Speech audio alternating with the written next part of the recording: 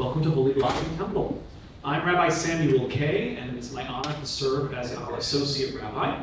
Holy Blossom Temple is Toronto's oldest synagogue, and we are proud of our legacy, both the gifts and the support that our membership and leadership has provided to our greater Toronto Jewish community, and we are proud of the vibrant future that we here are committed to building with all of you and our greater Jewish community together.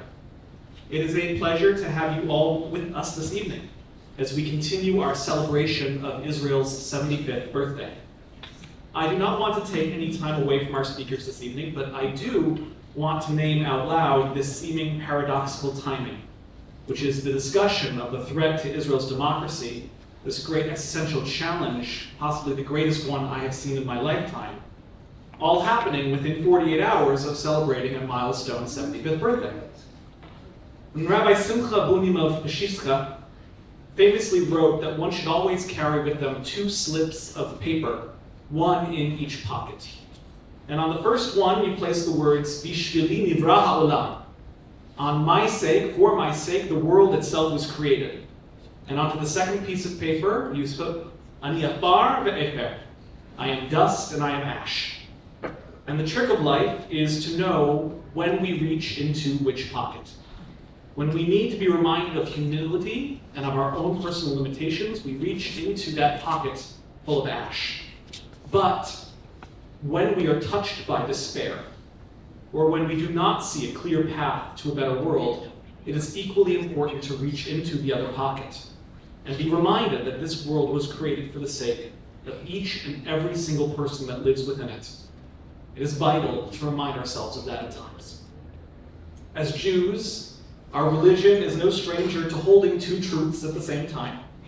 It is not impossible to feel incredible pride in Israel's accomplishments and to be thankful for the miracle of its existence and to celebrate its milestone birthday while also fearing for its tomorrow and being concerned for its soul and praying that it will live up to its sacred mission and its ethical responsibility.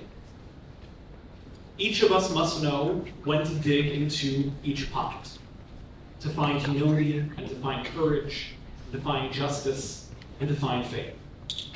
And tonight, I pray that the leadership of the Israeli people can and will do the same.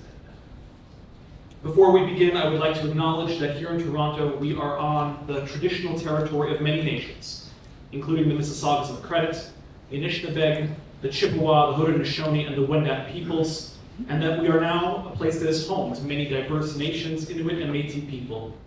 I also acknowledge that Toronto is covered by Treaty 13 with the Mississaugas of the Credit, and we are grateful to gather on this land as a sacred community. The New Israel Fund of Canada. For over 40 years, the New Israel Fund globally has contributed more than $300 million to hundreds of progressive civil society organizations in Israel that fight for a better, fairer, more equal country for all who live there. According to a little-known daily newspaper called Haaretz, there is hardly any significant socially oriented organization in Israel today that does not owe its existence to the New Israel Fund.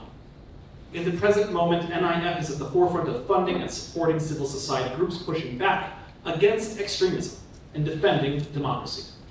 Ben, who is solving a problem outside the room, who is our executive director of NIF in Canada, will speak more at the end of tonight's panel discussion about NIFC's ongoing work. And now it is my pleasure to introduce our moderator. Esther Enkin, now retired, is a board member of the New Israel Fund of Canada and was an ombudsperson for the CBC for 6 years. In the course of her career, she held senior positions in new management, including executive editor of CBC News. She has lectured on journalism, ethics, and standards at universities and international forums, as well as held senior leadership positions amongst journalism associations, and recently authored a chapter on ombudsman in a book entitled Global Journalism Ethics. Thank you.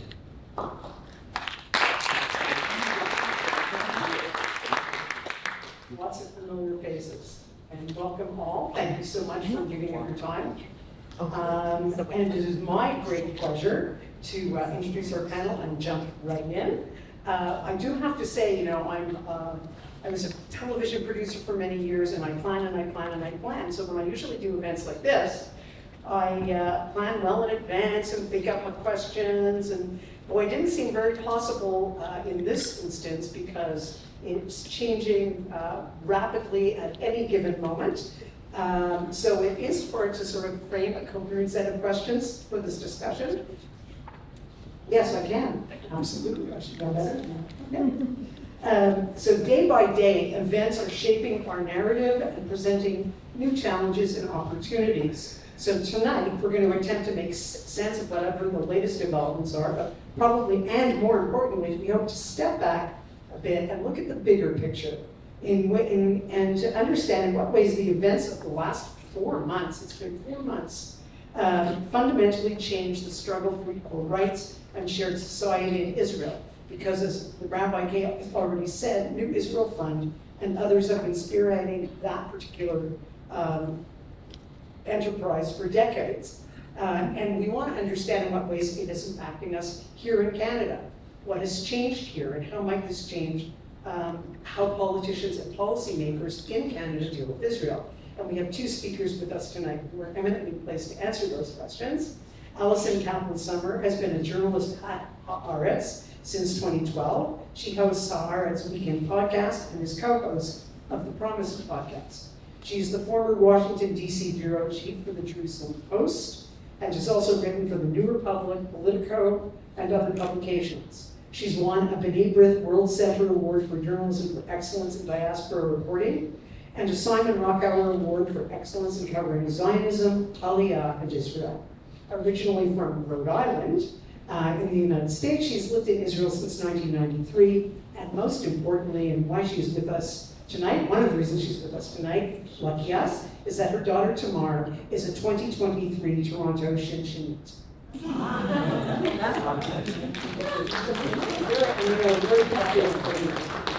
Absolutely. So thank you for lending her to us. Regg Cohn is a political columnist for the Toronto Star, Canada's largest daily paper. He writes on domestic and international issues. He's been he was a foreign correspondent for 11 years, where he ran the Star's Middle East and Asia bureaus, reporting from more than 40 countries, ranging from Afghanistan to Yemen. None of them with many holiday inns, right, Martin? He's also been foreign editor, a world affairs columnist, and covered national politics from Ottawa. He's been nominated 5 times for a National Newspaper Award, has received an Asia Pacific Foundation of Canada Fellowship to research Islam in Indonesia, and won the Amnesty International Media Award for his coverage from Sudan. We could double task tonight. We'll stick with one. He's a visiting practitioner in the Faculty of Arts at Toronto Metropolitan University, where he founded the Democracy Forum.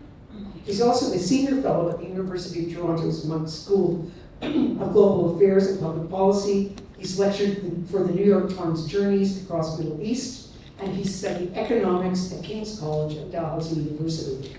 So, with such qualifications, we could go almost anywhere, but here's where we're going to start. So it really has been, I think we'd all agree, remarkable to watch the protests, the sheer numbers of people from all walks of life who are standing up for democracy in Israel. And as we've already mentioned, New Israel Fund has had a hand in funding the very first protest 16 weeks ago. The first gathering of 10,000 people was organized by NIF partners with an NIF emergency grant.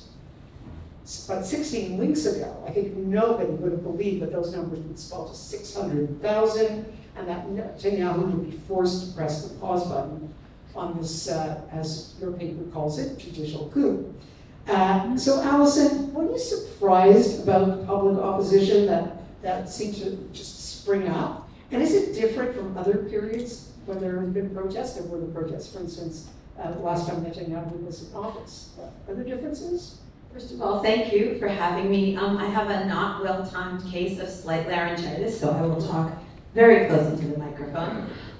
It's a credit to how fast our Israeli news cycles flow, and that you are a seasoned news person, and yet, we keep moving too fast for you to prepare questions in advance. Also, I'd like to thank everyone for showing up, especially since I understand that we're competing with a very important hockey game tonight.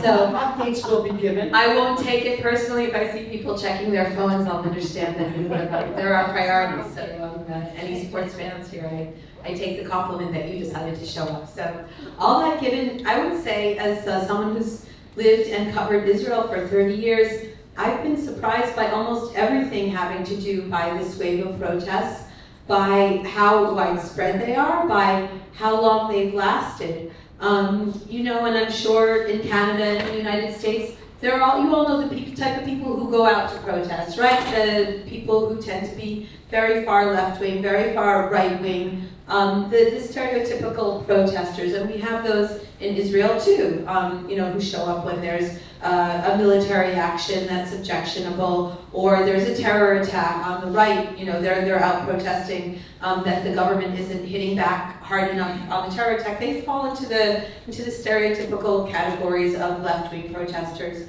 and right-wing protesters. I would say that first crowd of 10,000 maybe started with the kind of people that you would expect to show up to a protest against a move like that the Israeli government, the newly elected Israeli government took in terms of these very radical, very extreme reforms on the judicial legal structure. Everyone expected the most right-wing, the most religious government in Israel's history, this coalition coming together to pass a lot of laws or to propose a lot of legislation that everyone objected to in terms of trying to incorporate the territories into Israel proper, in terms of trying to impose more religion and the religion-state balance. But I don't think that anyone expected them to not only try to sway the balance of how the state looks in favor of their vision, but to change the rules of the game, change the basic structure of Israeli government in that, you know, this would be, I'm not going to say irreversible, but extremely difficult to turn back. So when someone wins the game, you expect them to cash in and benefit from it, but you don't expect them to change the rules. And that is exactly what this, and you can tell what people feel about it by the language they use. If you're for it, it's the judicial reforms. If you're neutral, it's a judicial overhaul. And if you're very opposed to it, it's a judicial revolution. Or if you're extremely opposed to it, it's a judicial coup. So I think it was a surprise that the numbers grew and grew, that people who had never turned out for a protest before, and I'm including people in my own family, my brother who's in high tech, communities that had never really stood in political opposition to something before, as communities like high-tech workers, health workers, you know, really groups of the population who aren't grouped as a political base came out against it. And that has lasted now, I mean, we're on our 17th week of these mass protests. And as you mentioned, they've gotten as extensive as over 500,000 people. And you have to remember, we're talking about a country that's approximately 9 million people at points. We're talking about 4 to 5% of the population. The last audience I addressed was American, so excuse my Americanness, but I said that would be like 15 million people turning out across the United States to protest, not only in the big cities, but in like each suburb, in each satellite city. So it's been the amount of, and this is for something esoteric. We're talking about legal changes. We're not talking about something very visceral, like, you know, protesting people getting killed or bombed, etc. We're talking about things that are hard to grasp and hard to understand. And so I think that it has been surprising, and it has been in a way inspiring, because there's been a feeling in the center and in the left in Israel, you know, after these 5 elections, these exhausting election cycles, what did we end up with? We ended up with, again, the most extreme right-wing government in Israel's history. So there was a sense of exhaustion, a sense of defeatism, a sense of, okay, you know, let's get ready for some terrible things to happen. And when this really terrible thing happened, in the view of the center, in the view of the left, in the view of those who support democracy, I think there might have been a low expectation that there wouldn't be this vigorous pushback against it. So while this is a very difficult and disturbing situation in many ways, it's also, in a way, an encouraging one, because it's shown that, you know, defeatism and a feeling of it being over has not, you know, swept the Israeli population. And there is a sense that that there is I would say a majority of Israelis willing to fight this as hard as they can till the end. I'll just put in a little bit of breaking news, and that is that today there was a protest in Jerusalem of over 100,000 people supporting the judicial reforms / overhaul / coup / revolution. So no one should fool themselves that this is a completely, one-sided thing, and that there definitely is, a huge percentage of the population supporting this. So the battle is still raging, and it is far from over. So, Martin, I'm interested in your take. I mean, when you were in Israel, you interviewed Netanyahu, I think, more than once. You were there at another pivotal moment in Israel's history when Yitzhak Rabin was assassinated, which also, I think, was a moment of tremendous existential angst. What's your take about how this is playing out? Is it different? Is it similar? How can you position it for us? Thanks, Esther, and I hope you can hear me well. If not, I'm going to turn to a former CBC producer to help me with the acoustic expression. Well, your mic, I think you lost space on the ramp. I have to come help you with the microphone placement, but thank you for that mitzvah. Allison, I think, has given you a really good, has really set the table for this. A couple of things, so let's be careful about saying breaking news because people here will think you're talking about the Leafs. So watch the Canadian cultural politics. But not everybody. I don't want to stereotype again. I'm from Montreal, so I don't have faith. So it's kind of we sneer, don't we? yeah, it's kind of waiting for the Messiah kind of syndrome here. So to your more serious question, I'm going to disagree with Allison just for fun. With all due respect, I'm not surprised much by what's happening. Nothing surprises me about Israel, about the Middle East, but in particular about Netanyahu. If you had told me that he would be on his 6th tour as prime minister a quarter century after I was there as a young man, I would not have believed you. So now I'm older and wiser, and I see, I don't want to depress everybody here because we'll see what happens tonight at least, but don't despair. I mean, despair on the one hand, but don't hope for the best because Israel will break your heart again, just like every other country. So I want to just give you a quick pep talk, or the seeds of a pep talk. I don't want to go on too long here, but let's just bear in mind the context of the world we live in. I don't mean that the usual contextual thing about how Israel's not such a bad country compared to Syria. No, what I mean is we could be having the same discussion tonight at the Hungarian Cultural Center that used to be on St. Clair West. I don't think it's there anymore, but the world changes. But we can be talking about Hungary tonight and the Prime Minister of Hungary and the threat of majoritarian democracy to a nascent democracy in Hungary. We could be talking at the Polish Cultural Center further down about, okay, there's some good things happening in Poland now, there's some very bad right-wing, intolerant things happening in Poland right now. We could be at the Brazilian Cultural Center tonight. We could be in Toronto. We could be in America, next door, and talking about the convulsions in America. So the beauty of democracy is that there's a self-correcting mechanism, but don't get too hopeful because the pendulum swings back and then it goes back again after that. So Israel went through, I think, something I used to, journalists are always exaggerating until the public editor or vice versa smacks us down. But we use the Civil War metaphor a lot. And I used it incessantly when I was in Israel when I arrived in 1995. And boom, within a few, I saw Rabin once when I went to Petra, Jordan. And then it was, I guess, in November that he was assassinated. And remember, I thought we would have a lot of younger folks here tonight. God bless you all for coming out tonight. So you have the history. You remember what happened. You remember the convulsions. And you remember the incitement that Netanyahu himself was accused of. Not just Netanyahu, but he was riding the wave then as he does now. And so, no, I'm not surprised. I'm not despairing because I'm hopeful that there will be an enormous self-correcting mechanism. You talked about the demonstrations, Allison. Yeah, I was in Israel a long time ago, but I was there again a few years ago. I took my family there about 5 years ago, pre-COVID. And I looked up a dear friend of mine who had been active in peace camp and Peace Now. And she said, Martin, I'll see you, but I'm really busy. She's a researcher in diabetes, such and such at NASA. And she said, it can only be on a Saturday night, which is, no, it would be the demonstrations outside Netanyahu, the prime minister's residence, when he was on his fourth or fifth tour, help me out. And I lose track. And so, 2020. so forgive me for violating journalistic ethics, but I went not as a journalist, just as a friend to watch the demonstration. I did not chant, but you could all chant, zero NIF, so that's okay. Yeah, but those demonstrations were in their infancy. Yeah, they are swelling now. There is enormous action and dynamism and momentum, just as there is in Iran right now. I'm not trying to make an invidious comparison, but these demonstrations face counter demonstrations, as you know. So there is a tumult, there is a balagan happening. That's not bar mitzvah Hebrew, but balagan, like chaos, fauda, if you watch fauda.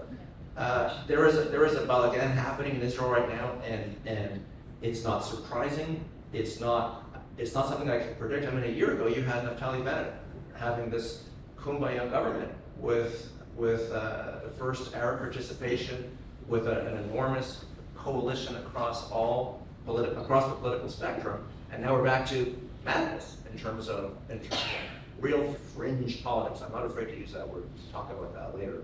But if you had told me, I'll just end on this note, that Ben Gvir, is that how you pronounce it, would be the Minister of National Security, a man who had a portrait of Baruch Goldstein in his living room until a couple of years ago.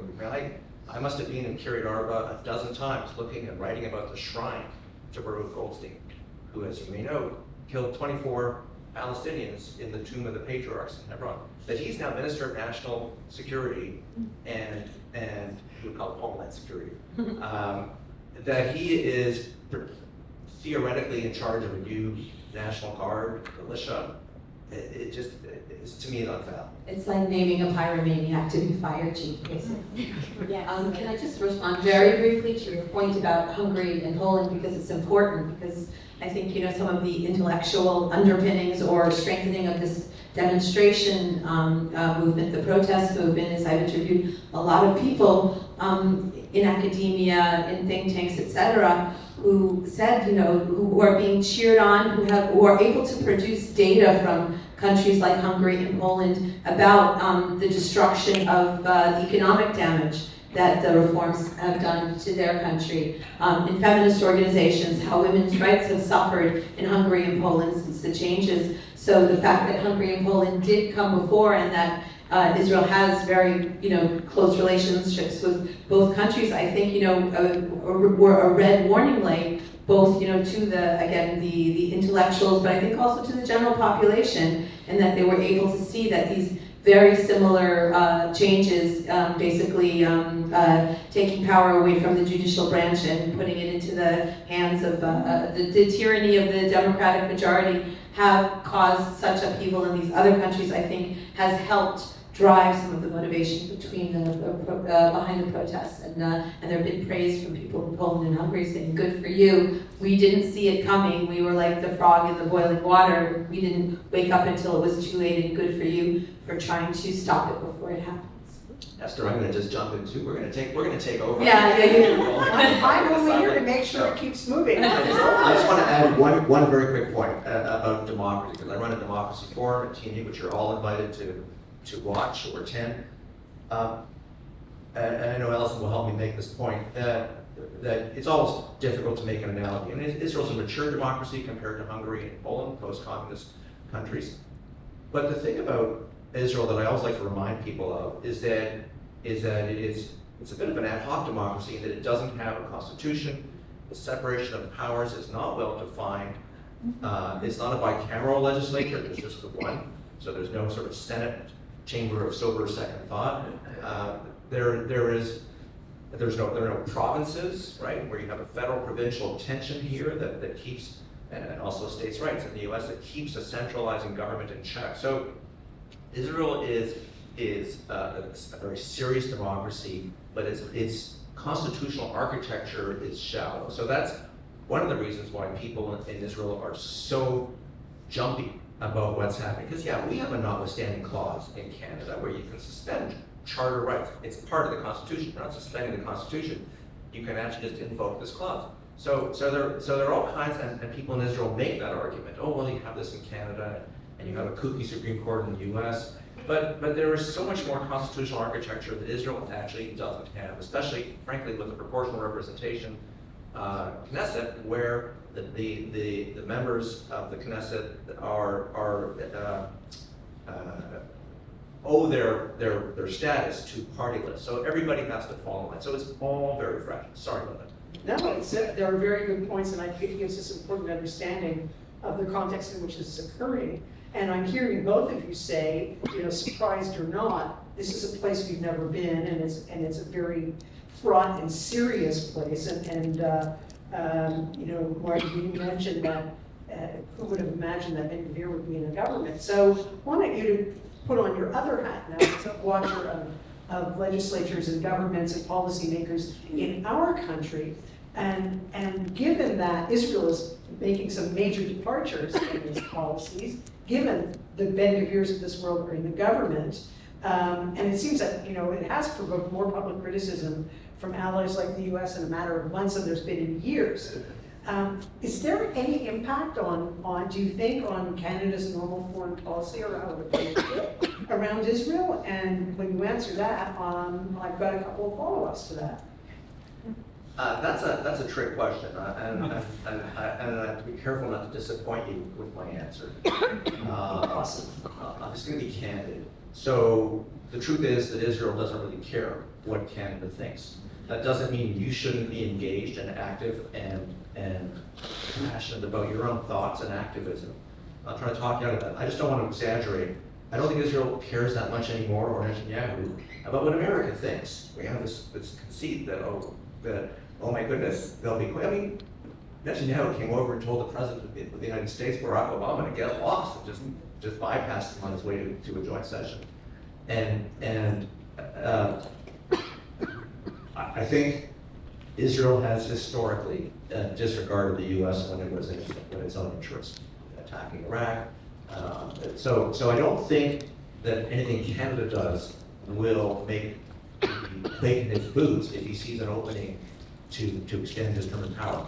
That doesn't mean that Justin Trudeau, isn't taking notice, that Melanie Joly, the foreign minister, isn't taking notice. They have. I think Trudeau, in fact, spoke out about the need for respecting human life, for respecting judicial principles just a couple of weeks ago, and he did it unprompted. He wasn't asked by a reporter, and so he volunteered a kind of a bit of a put down or a corrective for Netanyahu, and so has Melanie Joly. So I do think the Canadian government is taking note, but I don't think you're going to see anything that's really out there. I think the Canadian government only did it long after the U.S. government sent signals, and it was safe for the Canadian government to do so because it's very fraught. And there's I won't get into the politics of it, but the Conservative Party federally always exploits these kinds of divisions within the so-called Jewish electorate, which is hard to define.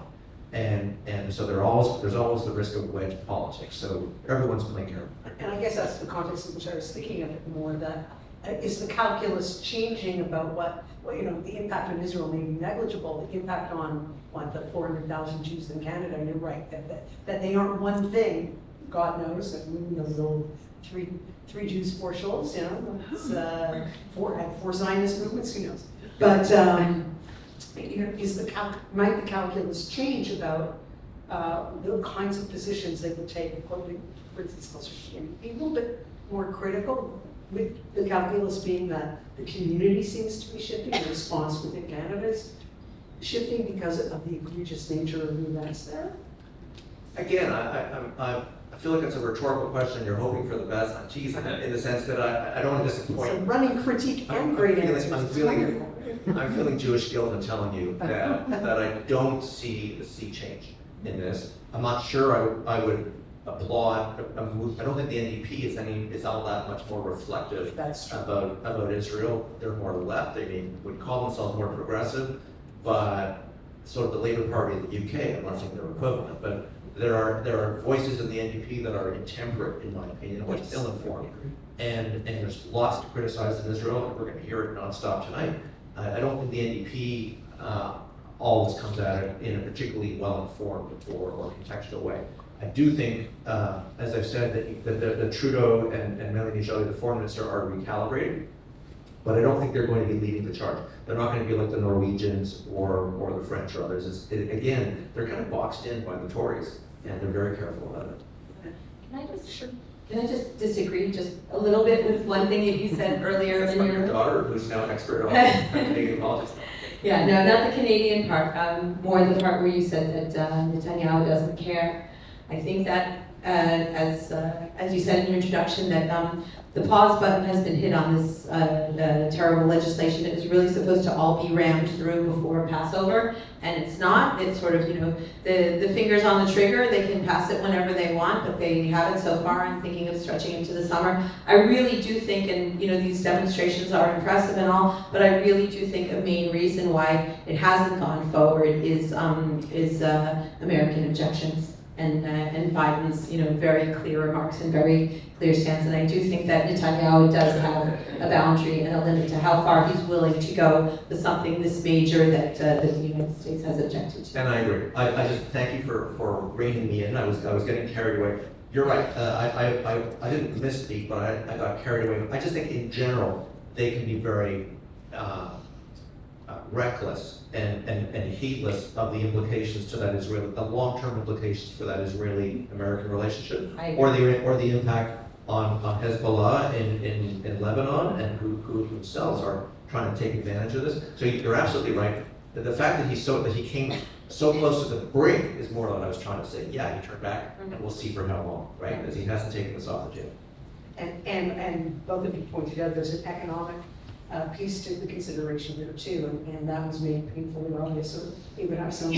So I'm going to try to keep it somewhat in relation to Canada, and in a question to you too, Allison. And this is, I think it's this. Pardon my ignorance of Canadian politics. No, there'll be more of an Israeli view of. So we diaspora Jews, and this has been it continues to be a difficult part of the conversation. We diaspora Jews are very uncomfortable, some of us more than others, criticizing Israel publicly. There is some discomfort or giving aid and comfort to its enemies, and yet this clearly is so anti-democratic, we have to speak out. It's been a hard time for people finding the right place to be. So how do Israelis react when Canadians both are, there's two different questions. How do they react to silence, and how do they react when Canadian Jews stand with them and make known their displeasure? Well, generally, I would say, historically over the years, I've seen even Israelis who are within their country who are very critical of Israeli policies. Kind of like, when you're inside a family, you can criticize family members, but, heaven forbid that someone from outside the family should start trashing someone from your family, then all of a sudden you're on the defensive. So I would say, historically, Israelis have not wanted to hear criticism from the outside, even when it's coming from U.S. Jews, and especially, you're sitting in your comfortable lives in North America, and we're endangering ours here in the Middle East. How dare you criticize anything we do? Again, one of the reasons that this feels different to me, this past week we've had the General Assembly of the North American Federation, which includes Canada, right? Yes, North America. And there were protesters outside the GA who were actively saying to the participants, please come out and join us. That I haven't really seen. Israelis actively encouraging diaspora Jews to join in any kind of movement that would be critical of what the Israeli government is doing at that moment. And I think that shows the level of threat that they feel to this Jewish democracy that they hope that the diaspora counterparts have a stake in and feel really connected to. So I would say this is one of the ways in which it feels very different for me, in that I see so many Israelis wanting diaspora Jewry and wanting governments of other countries to join in the protest, and wanting, the far left has always wanted foreign countries to pressure Israel on Palestinian policy, etc., Gaza operations, etc. But that really hasn't gone past the far left, and now you see really a large part of the mainstream of Israeli society that is protesting these reforms, this overhaul, asking diaspora Jews to do it and asking them to be critical. And I've seen it have results in the boldness of some of the statements coming from Jewish organizations that really think twice, 3 times, 20,000 times before they'll criticize Israel, coming out with positions on this traditional reform. So we are in a new place. As far as I can see here. Yeah. Can I jump in on that, Mark, before? Just, I think everybody should feel welcome to criticize Israel, not just Jews. It's how you do it, and that's a whole other discussion. But when But Israelis don't tend to love it. yes, absolutely. But for Canadian Jews who might feel inhibited, which was a preamble to your question, I mean, I was there as a journalist, so it was my job to be critical and to be analytical. But when the Israeli ambassador to Canada resigns, and I think the consul general in New York resigned, Yes. Yeah. when the Israeli diplomatic staff And to France. France, correct. And when the Israeli diplomatic staff go on strike for a day to protest this, I don't think you have to feel inhibited about being somehow disloyal to what Israel is standing for. And indeed, there's an organization of expatriate Israelis through the diaspora, I mean, Canada, United States, England, I think, right, UK, leading the charge, right? Last Sunday, I was in Washington Square Park in New York City, where there were a few hundred expatriate Israelis and some American Jews protesting. Yeah, When here you say it the was expatriate Sunday. Israelis, you did your Aliyah reporting, what's the word in Hebrew for Yorida. which means going down? Yordim, yeah. People Aliyah. go down, but that's on the outside. Now they call it relocation.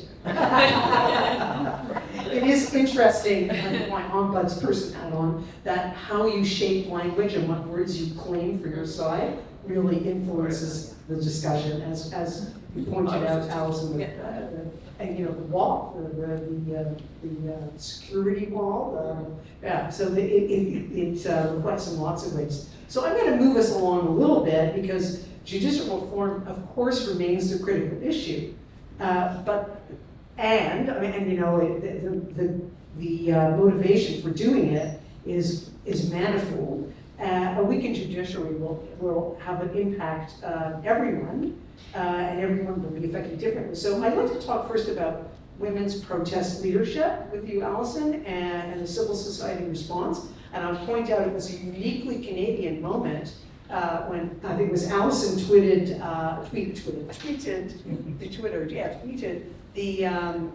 about the women protesting in Israel dressed like the handmaids in Handmaid's Tale, and Margaret Atwood responded to you, which She retweeted me. yeah, she retweeted you, yes, which is she's very active on social media. Margaret was Canadian, Allison. Really?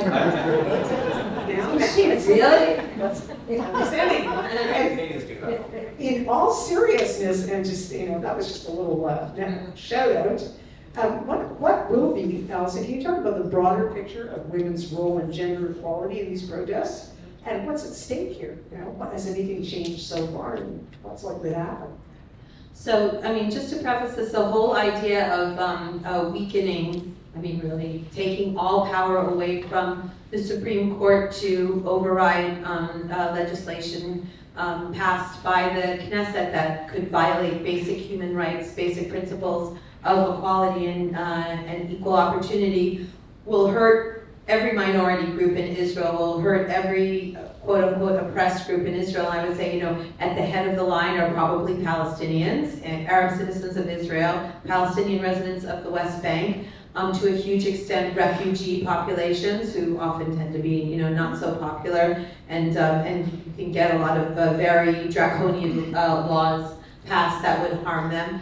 Because of the unique situation in Israel regarding religion and state and the power of the religious courts when it comes to family law, when it comes to a lot of the relationship between the genders, and the ability of people to turn to a religious court who will impose, because all of the judges are men and most of the people who plead in front of them are men, who can rule in favor of legislation, of laws in particular cases that really violate principles of equality, particularly gender equality. And the balance against that has been the Supreme Court and the civil courts' insistence on being able to override. They've been sort of the court of appeals, or the way in order to fight injustices in the religious system. And so many situations, for example, gender separation. It took 4 years of legal battles in order to get the Supreme Court acting as the High Court of Justice, and that's complicated because you can petition directly to the High Court of Justice, which really is the Supreme Court, to rule that you cannot insist that women go to the back of the bus, literally. That the bus companies cannot allow, that the drivers cannot be neutral parties in allowing women to be pushed to the back of the bus. That was crucial. That was all the Supreme Court. If you take away their power, such laws can be passed and nothing can be done about them. Sometimes it doesn't take actual exercise power of the Supreme Court. They wanted to not allow women to use these publicly funded mikvahs, the ritual baths, who are not married women. If you were a single woman and for whatever reason, wanted to use the ritual bath, they wanted you to not be allowed to do that, and it was petitioned to the High Court of Justice. No, these are publicly funded facilities, anyone should be allowed to use them.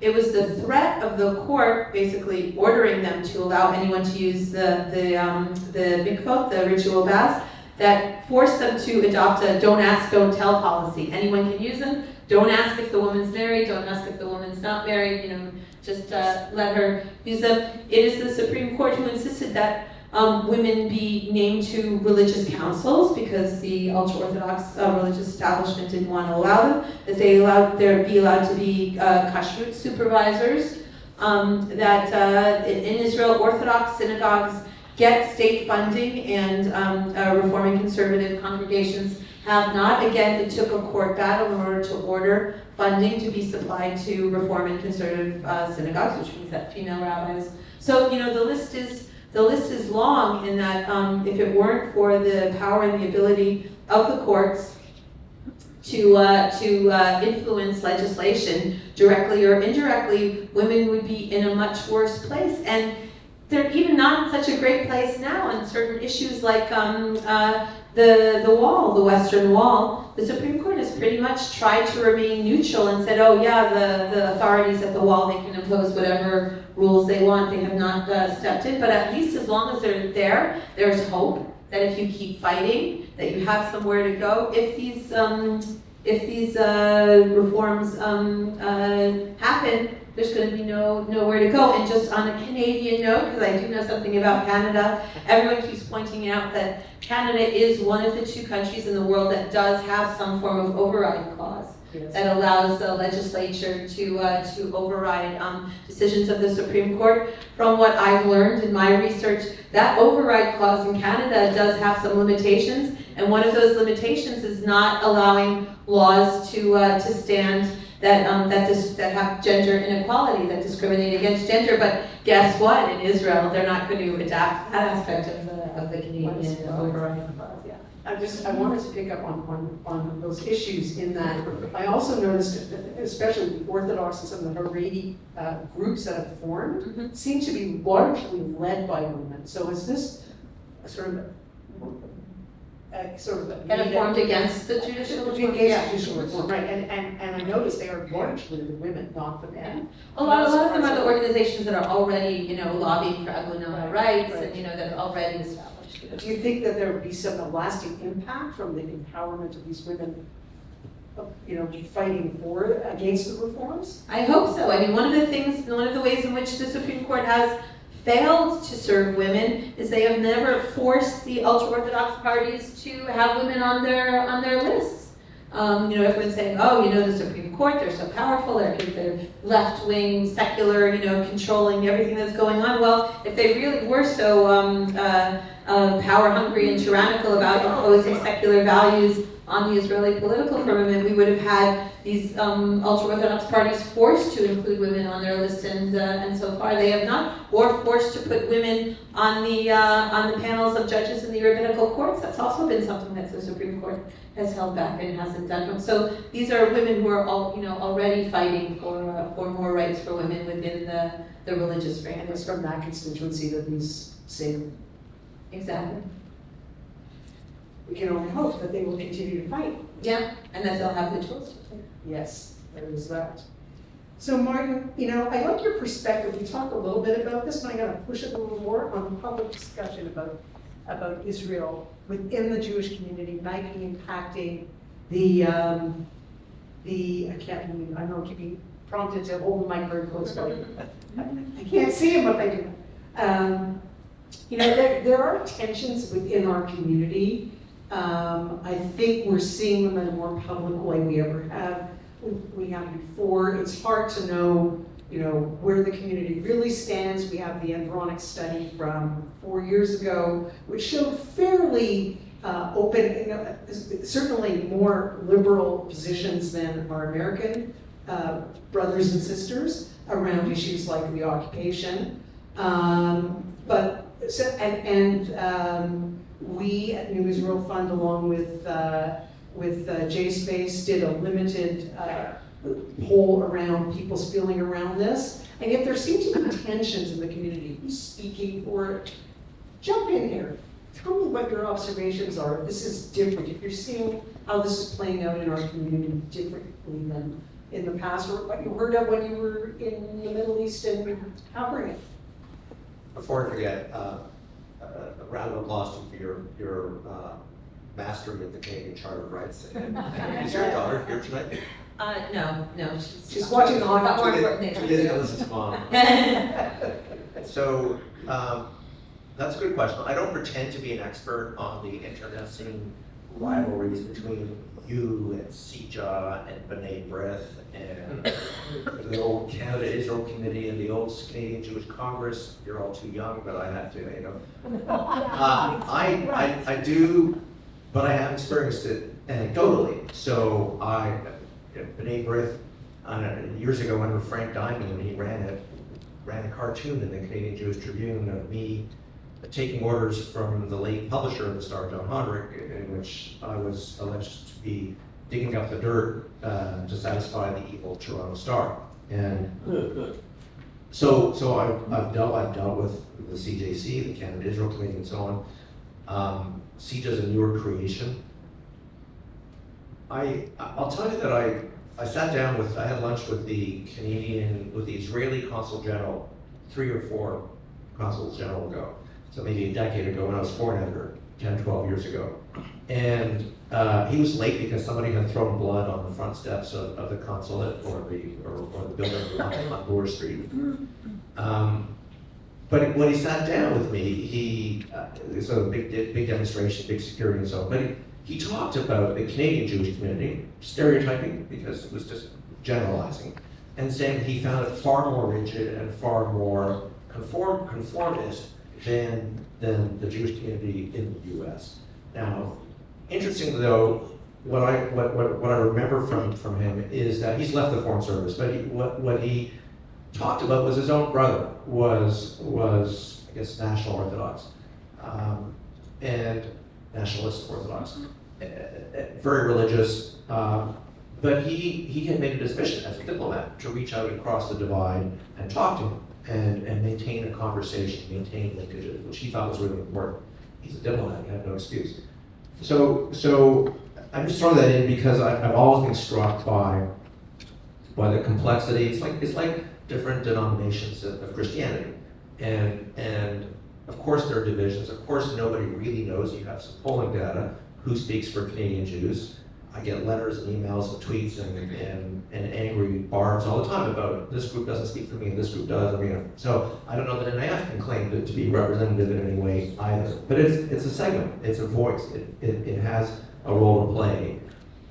everything I know about political journalism I learned in Israel, I have to admit, because I learned that the demographics have to be sliced and diced. Right? We always have to remember this, that it's not left versus right, hawks and doves, as we would have thought in Rhode Island or Toronto before we went to Israel. It's Sephardim and Ashkenazi, it's the new immigrants from the older immigrants from the Soviet Union versus those who come from Iraq or from other places. It's gradations of religion, a little bit of reform, a little bit of conservative, a lot of Orthodox, nationalist Orthodox, ultra-Orthodox, shades of heredity, etc. So it's not just black hats, there's silk stockings and this and that. It's all different gradations. So that's true of politics in Canada too, it's true of politics everywhere. It's all about these market segments. If anyone here is in marketing, you'll know that. Postal codes, income strata, education, etc. So that governs all of it. I want to just make one important point before I forget, which is that we have to remember, you have to remember, me too, that it's important to reach out and to, yes, criticize the voices that you think are shrill or rigid, but don't get stuck in an echo chamber, to use a Twitter term. Don't get stuck in an echo temple, because we're in a synagogue now. You can't preach to the converted, right? You have to. When I talk about democracy and reform and engagement, I usually have a very motivated audience of 100 or 200 people who believe everybody should vote, but only 43% of people voted in the last Ontario election. So you have to reach out beyond your own segment, and you also have to reach out beyond Jewish Canadians. I mean, one of the great things that the CJC used to do, Canadian Jewish Congress, is it reached out to the Canadian Somali Congress, it reached out to the Canadian Arab Federation, and Bernie Farber and Jihad al-Awaiwi would talk and line up and have coalitions against Islamophobia, homophobia, all the things that are now manifesting in Israel. So we as Canadians, and your daughter, who's now an honorary Canadian, a righteous Canadian, can try to use our own. She got so polite. Oh, yeah. You'll see, it's not polite. I came here He's Canadian. Israeli kid, 8 months in Canada, like the please and the thank you, I'm in shock. Don't be deceived. The universal facade, like tough on the outside, soft on the inside, it's Canadian, it's polite, passive aggressive. So don't get thrown off. We talked about this ahead of time. She asked if she should tone it down, and I said yes. So as I did when I came back. But reach out and think about what we bring to the table as Canadians is not just our Charter of Rights, not just our Supreme Court, which is always helping and talking to the Israeli Supreme Court, but not just multiculturalism, because Israel is very much of a polyglot society, but tolerance, right? That is the one thing that Canadians are really good at, despite the passive-aggressive pretend polite thing. We actually are tolerant. Yeah. Thank you. That's, I think those are wise words. So we're gonna talk for about another 10 minutes, and then we're gonna open it to questions from you. So get them ready. But I guess, as a final thought, and let's not totally depress people, especially in case the Leafs lose. It's probably too much to hope for, although I've talked to people who gave this scenario, that the coalition will fall apart relatively soon. But I'm Allison, first you and then Martin. You know, what are the factors or players you're most closely watching in the Knesset as the Knesset returns from the recess? And you know, are there any grounds for optimism? How do you see the next? I mean, we've been full of surprises, but how do you see the next couple of months playing out? Ooh, I mean, I don't want to be depressing. I kind of feel like our best case scenario is paralysis. You know, if we is taking our current situation in which nothing is being done yet and frozen and keeping it going. I don't see any collapse of the government. I don't see any new elections. I feel like the coalition partners, the basically far-right settlers, the Itamar Ben-Gvir, Bezalel Smotrich, the ultra-Orthodox parties, none of them are going to move anywhere. This is the biggest amount of power they've ever had. They're not going to step away from it. They know this is their bite of the apple, and so even though they threaten Netanyahu from the right, they say, oh, you know, you're not going to do enough to expand the settlements. We're out of here. That just these are empty threats, and that's not going to happen. Or the ultra-Orthodox, if you don't get us out of being drafted into the army completely, will leave. None of that's going to happen. The only, slight flicker of hope might be within the Likud party. If there was a Netanyahu-less Likud party, immediately you could put together a coalition government, perhaps with Benny Gantz or some of these parties. Again, Netanyahu has devoted decades to having an iron grip on the power controls of the Likud, and I just don't see it happening. I don't see Likud turning against him and getting rid of him in any way, shape, or form. So there's 64 seats. You only need 61 to hang on to power. I just don't see a scenario in which the 64 are not going to persist. So I don't see that as a possible scenario. But I do think Netanyahu is getting spooked by the polls. For the very first time, people say, who do you think would make the best prime minister in Israel? And he's being beaten by Benny Gantz, the head of this, the party's changed names so often. What? National Unity Party, thank you very much.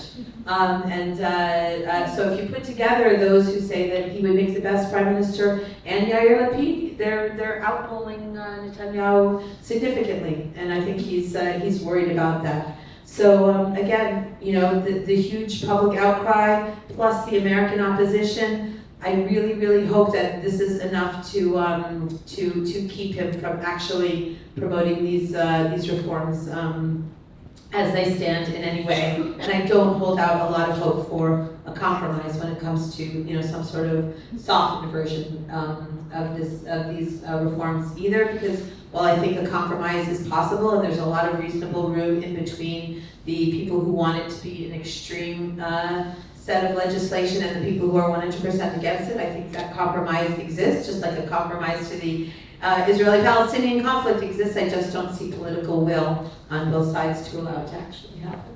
So Martin, you've been doing work and a lot of thinking about how to bolster democracies at risk or weaken democracies. How do you see this playing out? What are the things we can look for, hope for, or even support or advocate for that would keep it going over a long period of paralysis, as Allison predicts?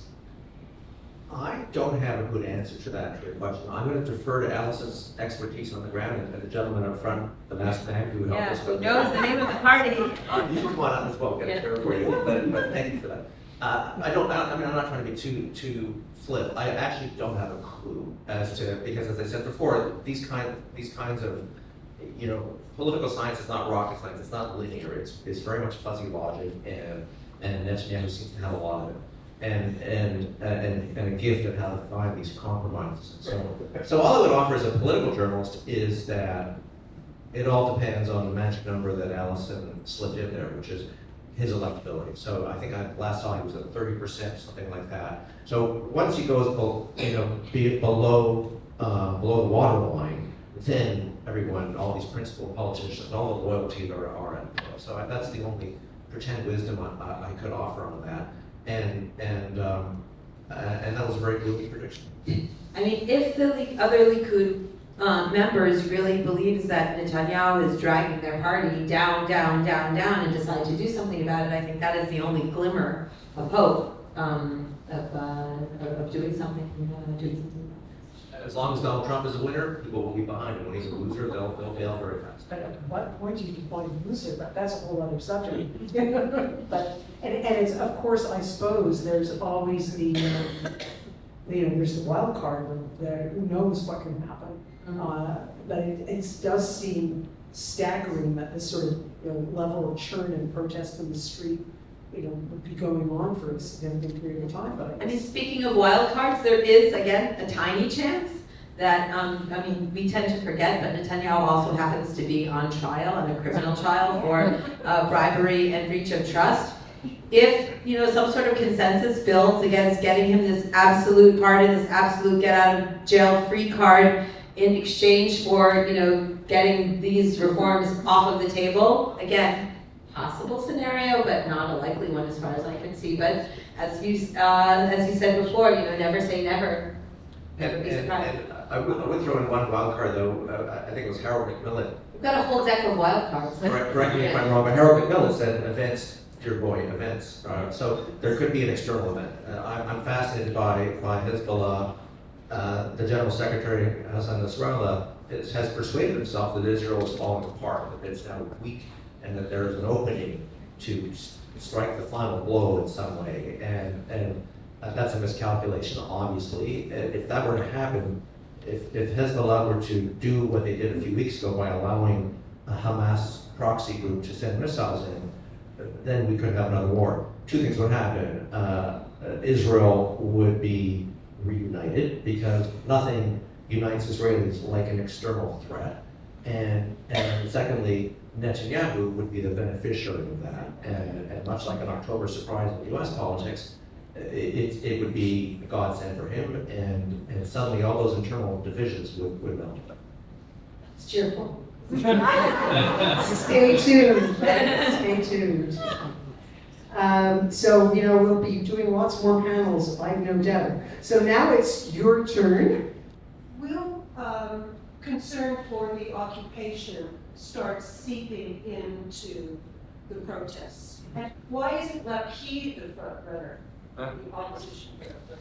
So the first question about the occupation, that's sort of been a debate from the beginning of this protest movement. The very first demonstration was sponsored and co-sponsored by Standing Together, which is an Arab-Jewish partnership organization, which I'm sure gets support from the New Israel Fund.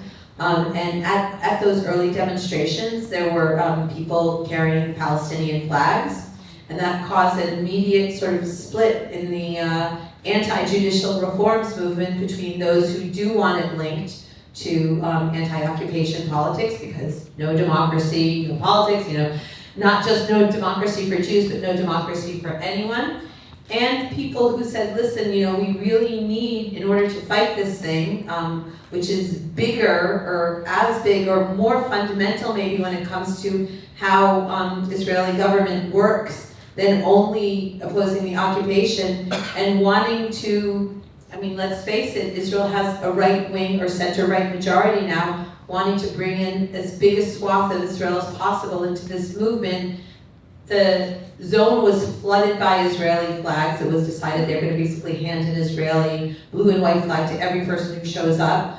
And a message was basically sent that is going to be the character. These are going to be patriotic demonstrations. A lot of it, follow the money. A lot of it is being funded by business people who are their center and center left, but definitely their politics don't match up with some of the further left organizations that want to tie this to anti-occupation, and again, to make it a broader and more quote-unquote centrist movement that can attract people from all parts of the Israeli political spectrum, and not only from the left. It's a flawed analogy, but it's kind of like I remember the early days of anti-Trump and the Women's March.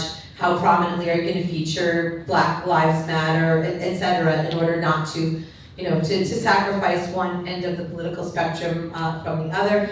A question that you didn't ask me, but is asked by a lot of people, and maybe I'm preempting someone asking me here, is why aren't Palestinian citizens of Israel, Arab Israeli citizens, more prominent, more active in this protest movement? And my answer is that this is really a movement or a demonstration to preserve the status quo from people who want to move it radically to one end. And to be perfectly honest, Palestinian citizens of Israel, the Arab population, isn't so nuts about the status quo, and they're like, why should we stand in the streets in a sea of blue and white flags and saying, yeah, keep things as they are, they're really great. So that's sort of, why they have lower motivation. That said, I know Standing Together and other civil society organizations is trying as hard as they can to tell the Arab citizens of Israel that this is going to be really bad for them, and to try to keep them as involved as possible. And there are Arab speakers at many of the demonstrations.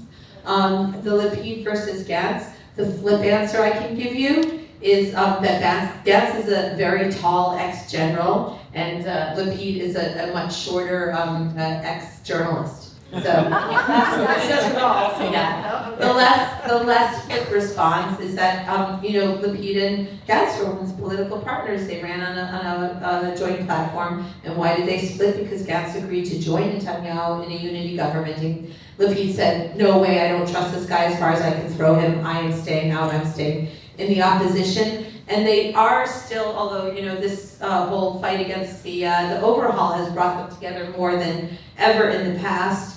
There are still those differences, and I would say the difference between them now and their public attitude towards the overhaul is Gantz, in his sort of characteristic way, is saying, let's sit down at the table, even though the negotiations might not have much chance. I'm willing to talk, I'm willing to negotiate, I have an outstretched hand, we'll see how it goes. And again, as he was in the refraining from the unity government, Lapid's message is much more 100%, I don't trust this Netanyahu government and these partners and people like Ben-Gvir and Smotrich as far as I can throw them. There's really no need to sit down and negotiate with them. They're not negotiating in good faith, they're spinning, they're lying, etc. Again, you can make a parallel to Trump and the people who were willing to even to deal with him or not to deal with him. So I would say, again, because the Israeli electorate does tend to lean more toward the center/right, that there is, I think, a bit more sympathy, identification with, listen, this is a big percentage of our population who are voting to support this government, and they did win the elections, so they are worth at least sitting down with, and so therefore, I think there's more identification with Gantz and belief that the Gantz position is real. But I also, my flip answer, I do think stands. I think people look at him and register like, oh yeah, I see him as prime minister, and even though Lapid has actually been prime minister, he's viewed, I guess, as a less prime ministerial big dad. He will protect us because he was a general and chief of staff and protected us. In that sense. There have been a lot of short politicians, starting with David Ben-Gurion. Absolutely. I want to. Can I quickly jump in though? Very quick, because I want to ask as many questions. I'll be brief. I just say that I think one complicating factor for the anti-Netanyahu camp is that the president, Herzog, is trying, a former head of the Labor Party, is trying to bring everybody involved. So it's hard to say no to the president when he wants everyone around the table, even if you believe it's a fruitless conflict resolution. I think the fact, and when I'm just mentioning labor and Moretz reminds me that one of the challenges that the peace camp faces, and I'm not trying to sound gloomy, I wish I could give you more of a pep talk, is that Moretz is gone, labor is pretty much gone, and the peace camp is really struggling. And I thought it was an astute question, probably not the answer you wanted to hear, that all of this dramatic talk that everyone is seized of about the future of Israel, there's no discussion about the peace process and the occupation. It's been marginalized, and I think that's so difficult, and it's hard for me to believe, but sorry. Even if the judicial reform coup doesn't succeed at this juncture, talking about paralysis, given the demographic realities of Israel, what do we see in the short to medium term future here? I think the demographic realities of Israel is a big reason why there is such support for opposing the judicial coup, the judicial revolution, and I'll explain. I mean, if you look at the birth rates, right, of the people who are the settler right and the ultra-Orthodox population and everyone else, 2.5, 3, 4 kids versus 9, 10, 12 kids, you see where the demographic reality is going, and therefore it becomes much more important to you to have a court, to have a government, to have a system that strongly protects the rights of minorities. If you feel that you, as a secular, educated, Ashkenazi, quote unquote, elite Israeli, you, if not you, then your children or your grandchildren will find yourself, even though as you're considered one of the powerful privileged elites, that you look at the demographics and you say, wait a minute, if we go purely by the tyranny of the majority, I'm going to be out of luck in one, if not, 2, 3 generations. So I think that the demographic realities are really a lot of the reason that we have this unusually large group in Israel that are very concerned about what will happen if every piece of legislation passed by a majority of the Knesset is allowed to stand without any kind of review or modification by the courts or by some other branch of government. And it happens to be that in Israel, basically, that's all we've got when it comes to another branch of government. Netanyahu, by the way, has been all over television in America referring to our three branches of government, and I'm like, what three? I don't see three. I can't, can't you count? We don't have, we don't have three branches. So. Gentleman over here. One of the things that we hear a lot coming out of Netanyahu's mouth is, this is a democracy. We have a majority as a function of a democratic process. But in the Israeli political system, because of the threshold rules, there were tens of thousands of votes that would have been cast in opposition to Netanyahu that were never counted. So what do you think the implications of that are going to be on a go-forward basis? When you look at the way, for instance, labor and merits precluded their involvement in the government, do you see changes within the political process in Israel on a go-forward basis to kind of preempt this kind of outcome?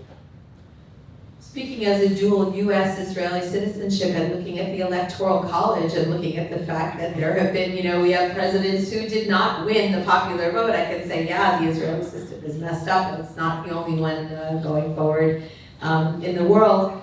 I think that a majority of Israelis could agree that this current system is not good, but I don't know if you could get, a majority behind actually changing it or what they would agree to change it to. But your Democracy Institute, Israel is having this really lively debate of what is a democracy and how do you find democracy. And the people behind these judicial reforms, overhaul / coup, are saying democracy is what the majority of the people want. And we have this Israeli elite, combined, the tycoons, the wealthy people, and the judiciary, and the legal establishment, and the media.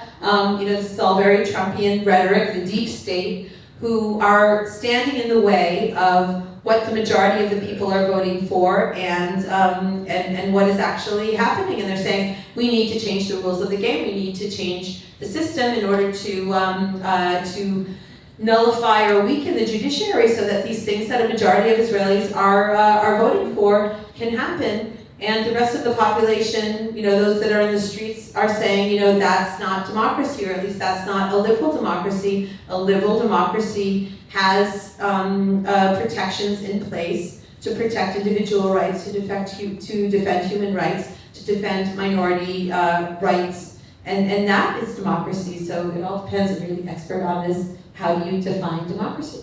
You're an expert on the Canadian Charter of Rights, and you said exactly what I was going to say about liberal democracy. It's a word that Americans sometimes have trouble saying, liberal. But small L liberal democracy means all the things you just said. It means not just an election, but we would say in Canada, pluralism and safeguarding minority rights, having an independent judiciary. So Allison preempted me on that point. What I would add is that when Netanyahu won his vote in the Knesset, he kind of lectured and hectored the opposition and said, you don't understand, this is democracy. Democracy means you have to give up power. So that's, he had one of those Netanyahu-esque kind of clever wordplays, which I can't quite conjure up. But he was saying this is precisely what democracy is. You need to, and the opposition wasn't contesting the election, and they weren't trying to say the rules aren't fair. So I think, like Allison, I would flip your question more on not whether the rules work against this or that segment, but what does democracy mean? It's not elections. It is absolutely between elections, and it means safeguarding language rights, and this is what is happening to the Arabic as an official language in Israel, and it has happened in other countries. So. And the old Likud was very small L liberal. Menachem Begin, they really believed in this stuff. They really believed in small L liberal democracy, and this populist wave that has taken over Likud, that has, that now, you can say that Netanyahu has fallen in love with authoritarianism whatever it is. It's a lot, again, I'm making the comparison, the way that Trumpism, not necessarily Trump, but Trumpism has taken over the Republican Party in the US, which used to also have a very strong, small L liberal orientation. The other word that's often used in democracy theory is norm, democratic norms. I mean, the UK doesn't have a constitution per se. They also have an unelected second chamber just like us. They're doing well now too, right? Well, but thank you. You can add that to the list of Hungary and Poland, also the UK's disruptions. But democratic norms are really important. I do think that in Canada, so far, we've been lucky in that regard. The norms and the civility and the tolerance have safeguarded us, and I hope we can export some of them. So I was asking, is there a gray area? It's presented very black and white, it's judicial reform or it's judicial coup. Is there a gray area? Is it possible to argue that there is too activist a court? And I guess the corollary of that, I don't want to put words in your mouth, is there room for, or a need for some form of reform or change? Is anybody voicing that point of view? Is anybody voicing that kind of view? You'd be surprised, but even the people in the streets who are demonstrating against this particular iteration of judicial overhaul support judicial reforms. First of all, no system is perfect. Every system can be reformed.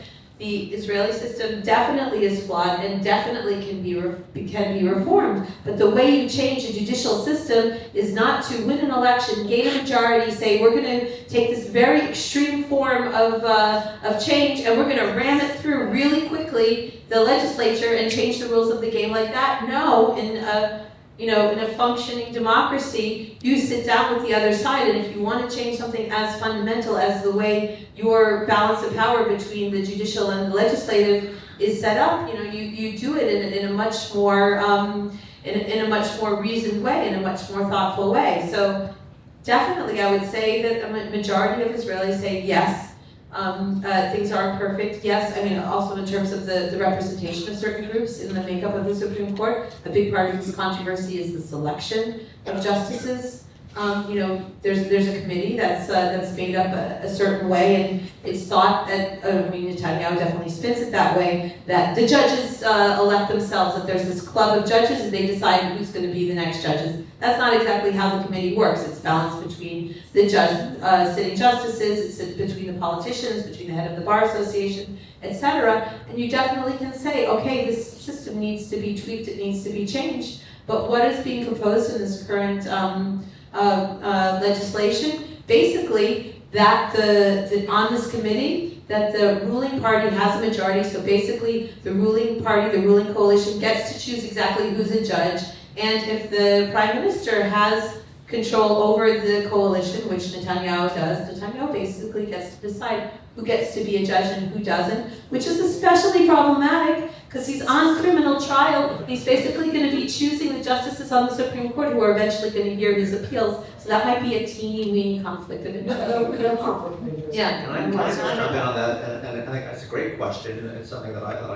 that a lot of democracy and judicial scholars think about. But I think, as Allison points out, we need an honest broker to do that, and need a transparent process. An analogy a shameless analogy that I want to offer is that Doug Ford wants to change the Greenbelt and says that there have been 17 changes in the past. But no one sees him as an honest broker because he promised he wouldn't change the Greenbelt. So it's a crude analogy, but I think you have to have faith in the process, and certainly this is seen as ramming it through right now. So another good example, I think, is the process of what you guys call gerrymandering in the U.S., a word that barely exists in Canada. But when you have a Republican majority state legislature saying, let's redraw the electoral boundaries so that you have perpetual Republican districts, as opposed to Canada, where we have a judicial commission that actually redraws the map, and it's contentious, but at least it's disinterested, it's dispassionate.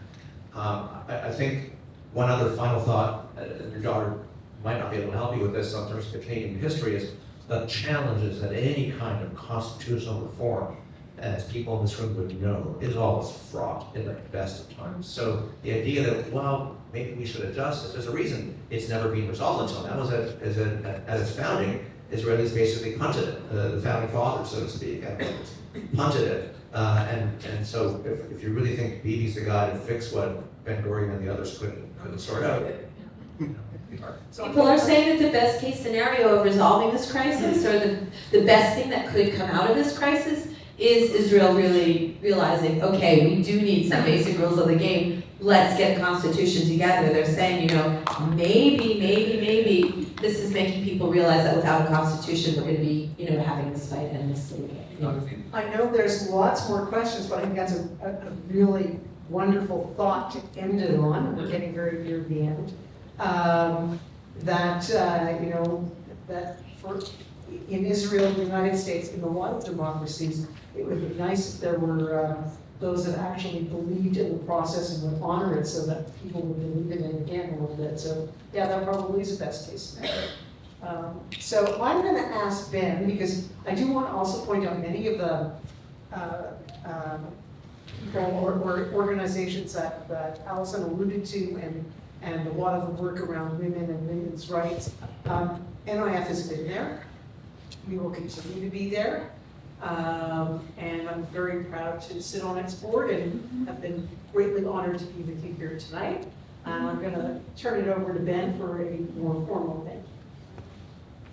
This has been so fascinating, and I'm really glad that we saw you coming to town. Allison, I'm really glad, Martin, that we reached out and that you were willing to come join it. Add some Canadian roots to this conversation too. Esther, thank you for moderating and navigating us through this. Like Esther said, my name is Ben Moraine. I'm the Executive Director of the New Israel Fund of Canada. So many things have been said, but I wanted to take a step back a little bit. This week is the week of Yom Ha'atzmaut, and it marks 75 years since Israel's foundation. We want to celebrate unreservedly, but it's kind of hard when you have reservations. And that question in particular has been on my mind because next week I will arrive there for the New Israel Fund of Canada's annual study tour, along with a dozen other Canadians. And we're going to land right when the Knesset goes back into session. So, for an organization that's all about democracy and equality in Israel, I couldn't have timed better protests. How convenient for us. But let's be honest, that nobody really wants to go on a trip to Israel and then say like, oh yeah, I was there when liberal democracy died. That was my attempt at humor. Was that okay? No? Too soon. I think I made my point in that it's really hard to be lighthearted about what's happening in Israel right now. It's not a particularly easy week of Yom Ha'atzmaut. I know we often think about, like, how do we observe this day? I think many of us have been thinking that for many years, but millions of Jews around the world, the majority of Jews around the world live in democratic countries as a minority who rely on things like the court and checks and balances of their home countries for protection and equality.